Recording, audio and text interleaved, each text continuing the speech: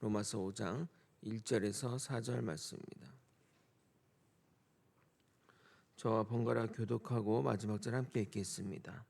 그러므로 우리가 믿음으로 의롭다 하심을 받았으니 우리 주 예수 그리스도로 말미암아 하나님과 화평을 누리자. 또한 그로 말미암아 우리가 믿음으로 서 있는 이 은혜에 들어감을 얻었으며 하나님의 영광을 바라고 즐거워하느니라. 다만 이뿐 아니라 우리가 환난 중에도 즐거워하나니 이는 환난은 인내를, 인내는 연단을, 연단은 연단은 소망을 소망을 이루는 이루는 줄 줄을 알미로다. 알미로다. 아멘. 아멘. 우리의 구원은 전적인 하나님의 은혜로 된 것이라고 말할 때 항상 반론하는 의견이 있습니다. 그것은 내가 믿었으니 구원에 이른 것 아니냐, 그러므로 나는 구원의 일정 부분 영향을 준 것이 아니냐 말합니다. 여러분은 어떻게 생각하십니까? 하나님의 전적인 은혜로 우리가 구원에 이른 것이고 믿음도 하나님이 주신 것이란 의견과 내가 믿어서 구원에 이른 것이니 나도 역할을 했다는 의견 중에 어떤 의견에 동의하십니까? 무엇을 선택하는지 무슨 상관이냐 생각할 수 있는데 이 교리적 차이로 교단이 달라지기도 했습니다. 나중에 기독교 역사를 살펴볼 일이 있을 것인데 이 차이로 인해 많은 이들이 이단으로 정죄되고 탄압받았으며 결국 교단이 만들어지기도 했던 겁니다. 그래서 만들어진 교단이 감리 교단입니다. 일명 알미니안주의를 따르는 교단입니다. 이 알미니안주의는 하나님의 보편적 은혜와 인간의 선택에 따른 책임을 강조합니다.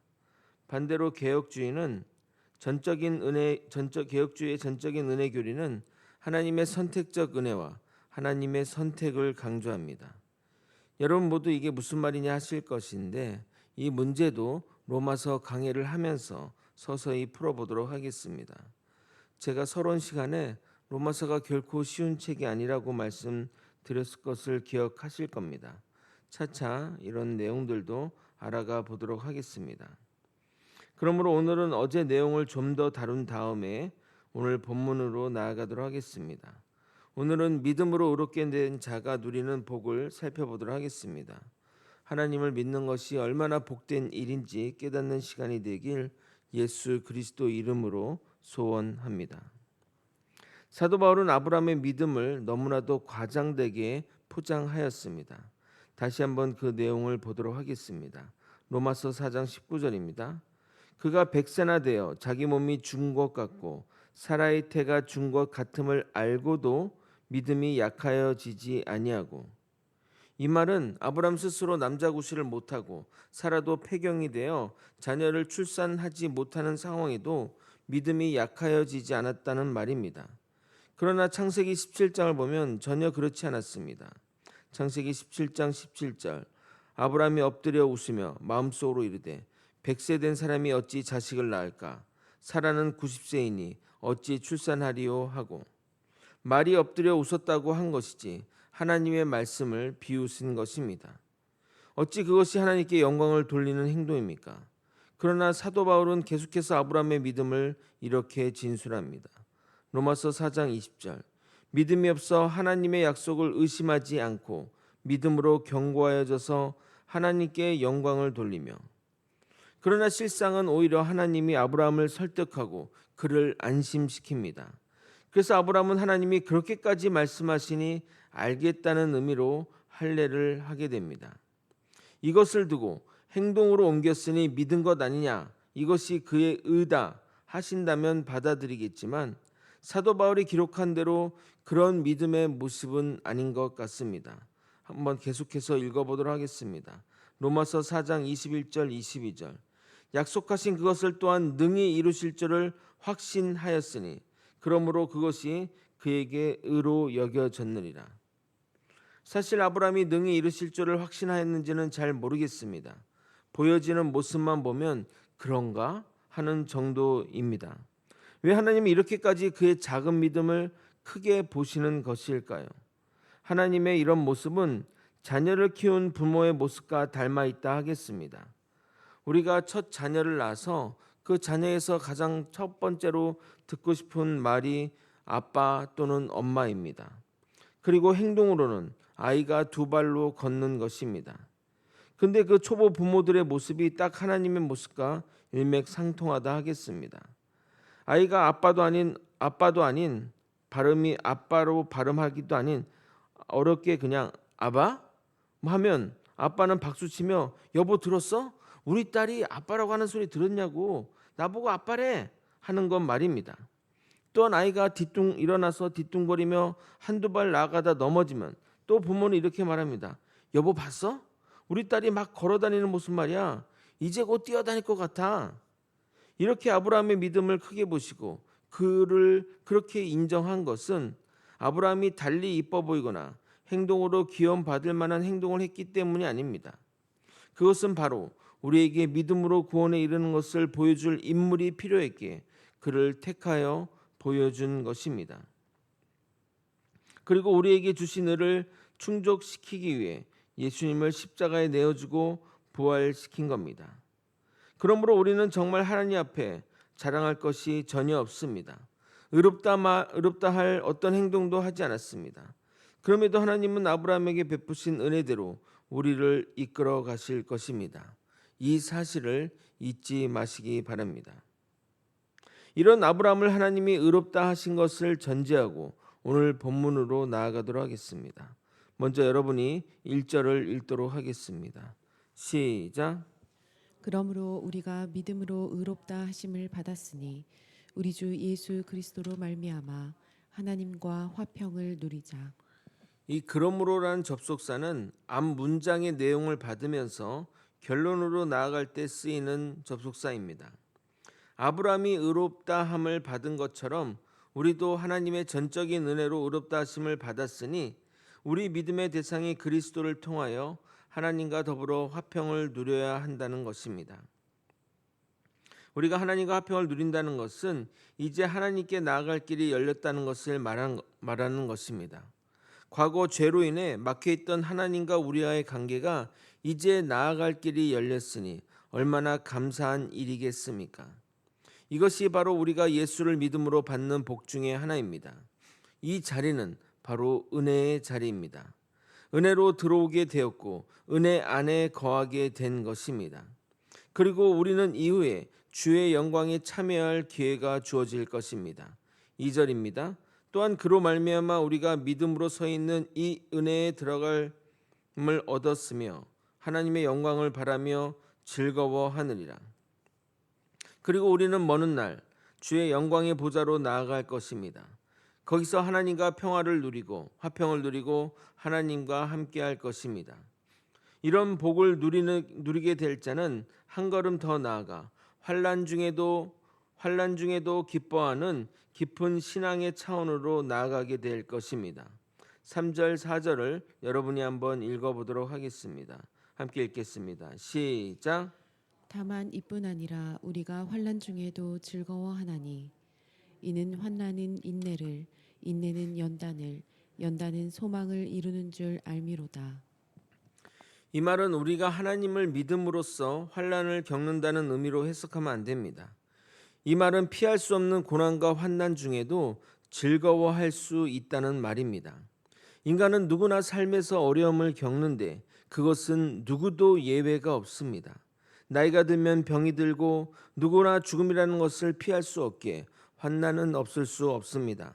부모의 병과 죽음, 사랑하는 자의 죽음, 병과 죽음, 거기다가 일하면서 겪는 어려움, 학업의 어려움, 인생에서 고난, 예기치 않은 사고 등등 환난이 없다면 죽은 자만이 가능한 것입니다. 그런데 그 환난이 닥쳐도 주 안에 있는 자는 그 환난을 다르게 생각하고 다르게 반응한다는 겁니다. 주를 믿는 자는 사랑하는 자의 죽음에도 의연한 것은 다시 만날 확신이 있기 때문입니다. 그러므로 주 안에 있는 자는 환난과 고난 가운데서도 이겨낼 힘을 얻는 것입니다. 그럼 주를 믿는 자가 누리는 복을 구체화하여 살펴보도록 하겠습니다. 먼저 환난이 인내를 살펴보도록 하겠습니다. 이 환난은 외적 환경에 의해 주어지는 어려움을 말합니다. 여기서는 믿음을 가짐으로 얻게 되는 탄압과 핍박을 말하는 겁니다. 우리에게 적용하면 살면서 겪게 되는 필연적인 어려움이라 하겠지요. 만약 이 세상이 전부라면 그런 어려움이 닥치면 포기하거나 도망가고 싶을 겁니다. 그러나 우리는 이후 하나님의 영광을 나아갈 확신이 있기에 그 환난을 인내로써 이겨내게 됩니다. 여기서 인내는 참고 견디는 것을 말합니다. 환난이 없다면 인내할 리도 없을 것입니다. 그러나 이 환난을 이겨내야 하기에 인내가 필요한 겁니다. 하나님은 가끔 우리의 신앙적 성장을 위해 환난을 허락하기도 합니다. 그러므로 우리는 지쳐 쓰러지지 않고 인내함으로 우리의 신앙을 지켜야 하는 것입니다. 두 번째, 인내가 연단을 살펴보겠습니다. 연단이란 헬라어 단어 도키멘은 불을 통과하여 일체 불순물이 없어진 금속의 상태를 말하는 것이며, 또 동시에 원하는 수준에 이른다면 평가자가 연단되었다고 선포할 때, 도키멘되었다, 연단되었다라고 선포할 때 쓰이는 표현입니다. 그래서 본문이 말하고자 하는 바는 인내를 통해 믿음의 시험을 이겨낸 사람은 사람과 하나님으로부터 인정받는 신앙으로 평가되는 상황을 상정하여 말하는 겁니다. 그래서 환난을 통해 우리의 믿음을 확인할 수 있습니다. 여러분, 평상시에는 우리의 믿음의 상태를 알지 못합니다. 누구나 다 멀쩡해 보이기 때문입니다. 그러나 시험이 오면 누가 시험에 통과할 자인지를 알 수 있게 된다는 겁니다. 그러므로 내가 시험을 받았다고 말하는 것은 저 사람 때문에 내가 시험을 받았으니 저 사람을 뭐라고 해야 된다 라는 것으로 접근해서는 안 되고, 내가 시험을 받았단 말은 내가 시험에 통과하지 못했다, 내 믿음이 이 모양 이 꼴이니 정말 창피하구나 라고 여겨야 한다는 겁니다. 물론 이 말은 시험 든 사람에게 말하면 더 시험이 들까 봐 말은 못하지만, 이렇게 제가 미리 말씀드리는 것은 여러분이 시험 들기 전에 미리 이런 말을 하는 이유는 여러분이 스스로 창피함을 자각하라고 말씀드리는 겁니다. 그래서 저는 시험 들 일도 없겠지만 내 스스로 창피해서 시험 들었다 죽어도 말 못할 것입니다. 내 믿음의 빈곤함을 나타낼 필요가 있습니까? 그러나 많은 이들이 자신의 믿음 없음을 창피하지 않고 시험 들었다고 말합니다. 시험이 왜 듭니까? 이겨내야죠. 그깟 시험도 못 이길 거면 왜 믿음 있는 척 합니까? 아닙니까? 제가 심하게 말하는 것입니까? 우리에게 주어지는 모든 환난과 시험을 인내함으로 이겨내야 하나님이 그래 너 연단되었구나, 너 드디어 연단되었구나, 불순물이 없는 상태구나, 이제 주님의 큰일에 쓰임 받겠구나 하는 지점으로, 인정받는 지점으로 나아가게 될 것입니다. 오늘은 여기까지 살펴보도록 하겠습니다. 말씀을 정리하겠습니다. 믿음으로 의롭다함을 받은 우리는 하나님과 화평을 누리고 하나님의 영광의 보좌로 나아갈 힘을 얻게 된 것입니다. 그 놀라운 축복을 믿는 우리는 환난 중에도 좌절하지 않고 굳건히 이겨낼 힘이 생기는 겁니다. 왜냐하면 우리는 이 땅의 삶이 다가 아니기 때문입니다. 죽음의 삶이 있기 때문입니다. 이유가 있는 사람과 없는 사람은 삶에서 확연한 차이가 날 수밖에 없습니다. 이 땅의 삶이 전부인 자는 뜻대로 안 되면 절망뿐이지만, 이 땅 이후의 삶이 있는 자는 뜻대로 안 되면 인내하면 되는 겁니다. 인내하다 보면 새날이 올 것이기 때문입니다. 그렇게 인내하다 보면 언젠가 연단되었다라는 소리를 하나님으로부터 들을 날이 올 것입니다. 우리 모두 주님으로부터 연단되었다는 소리를 듣는 그날까지 흔들리지 않는 우리 모두가 되길 예수 그리스도 이름으로 축원드립니다. 아멘. 기도하시겠습니다. 하나님 아버지, 우리 삶에 주어지는 환난 가운데 오직 주만 바라보며 인내하고 그 인내를 통해 우리가 연단됨으로써 하나님께 연단되었다 칭찬받는 그날까지 나아가는 우리 모두가 되게 도와주시옵소서.